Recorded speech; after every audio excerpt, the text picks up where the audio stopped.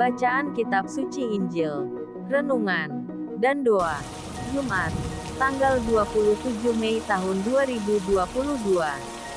Seorang perempuan berduka cita pada saat ia melahirkan. Tetapi sesudah ia melahirkan anaknya, ia tidak ingat lagi akan penderitaannya, karena kegembiraan bahwa seorang manusia telah dilahirkan ke dunia. Inilah Injil Suci menurut Yohanes.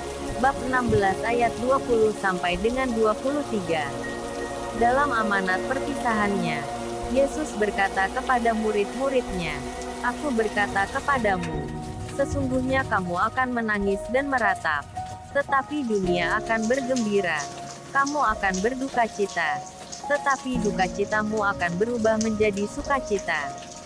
Seorang perempuan berduka cita pada saat ia melahirkan.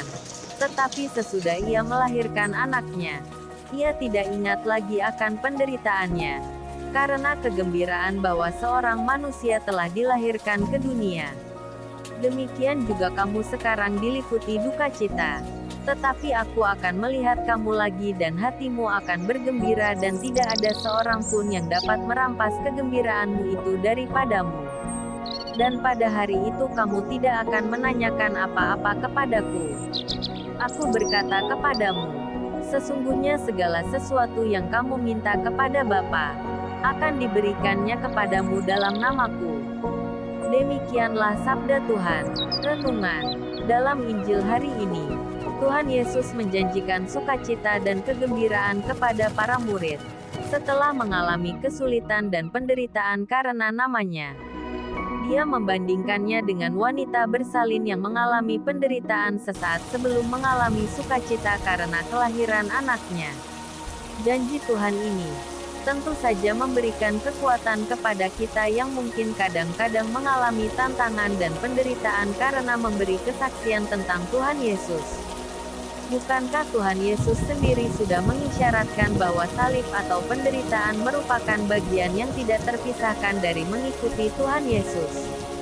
Namun, sebagaimana salib merupakan jalan untuk mencapai kemenangan, demikian pun kesulitan dan penderitaan yang kita alami karena memberi kesaksian tentang Tuhan, akan berubah menjadi kegembiraan dan sukacita. Duka cita, sakit, derita itu tidak abadi, hanya sementara, bahkan akan selalu teratasi, tergantikan oleh sebuah kegembiraan yang besar. Tuhan Yesus menjanjikan Roh Kudus, yang akan melengkapi apa yang telah dikerjakannya.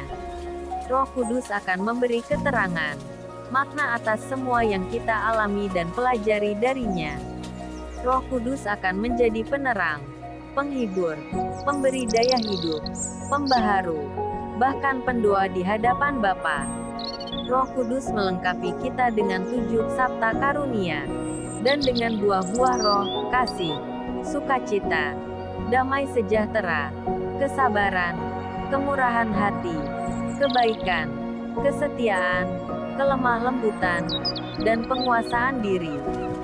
Sudahkah kekayaan Roh Kudus memenuhi kita, menggembirakan, dan membahagiakan kita? Marilah berdoa. Tuhan, janganlah membiarkan aku berkecil hati, kalau terkadang aku mengalami kesulitan, semata-mata karena mengimani Engkau. Datanglah ya Roh Kudus, penuhilah hati hamba-Mu, oh nyala api, kobarkanlah semangatku, hembuslah bahtera hidupku, cairkan hati beku, sembuhkan yang sakit, lembutkan yang kaku. Biarlah suaramu makin jelas ku dengar dan makin tepat ku taati. Amin.